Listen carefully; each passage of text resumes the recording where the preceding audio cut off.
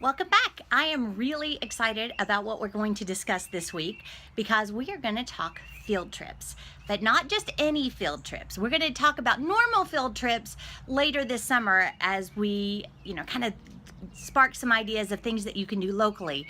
But this week, since we're all looking forward to summer, we're all probably planning some excursions and stuff like that, I wanted to try to pique your interest and your curiosity about ways that you can intentionally use the freedom that you have as home educators to use your travel as some of the best field trips that you will ever have. When we first started talking to our children about homeschooling, one of the things that they were most excited about was the things that they would be able to experience, the things that we would have the freedom to do without being tied down to school. And as God would have it, within that first year of homeschooling, they were able to do some pretty amazing things.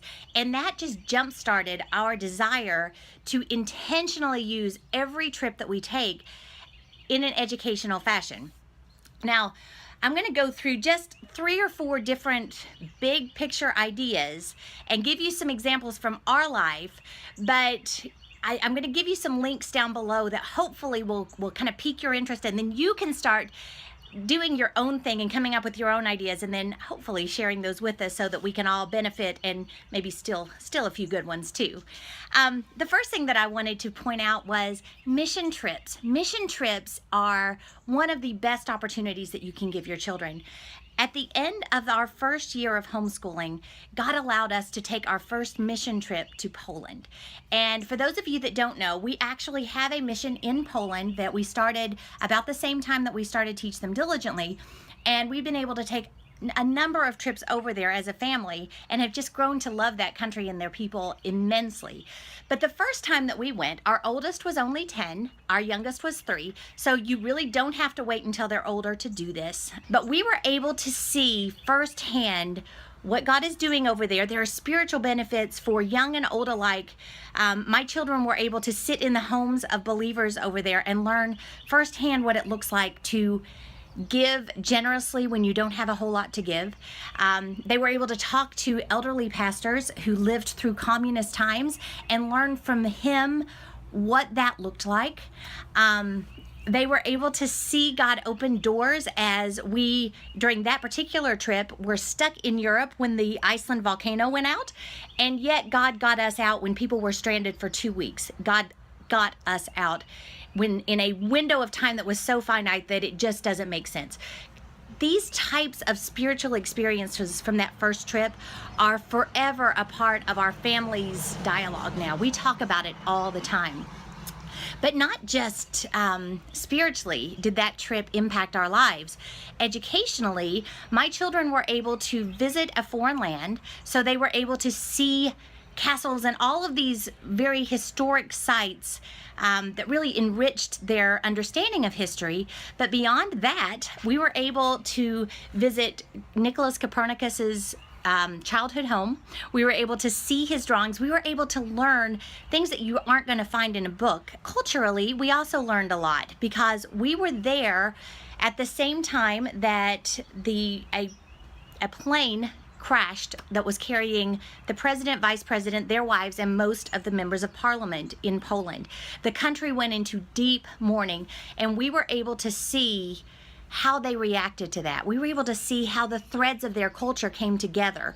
We were able to witness a people in mourning and see really how amazing that people is, which just further cemented our love for them as a people. So I just encourage you to look for opportunities to take mission trips wherever it may be, because it will be a very enriching thing for your family, educationally, spiritually, culturally, and in so many other ways.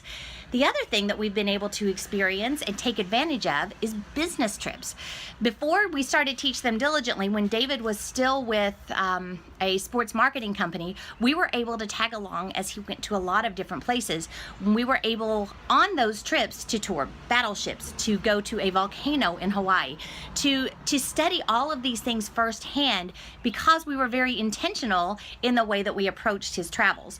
So if you have a husband who, or you, who gets to take these business trips, look for every way that you can to tag along and look in the area surrounding them for different things that you can experience, because they are really, really rich, and generally in our country free or very inexpensive to experience. So I would highly recommend that you take advantage of that.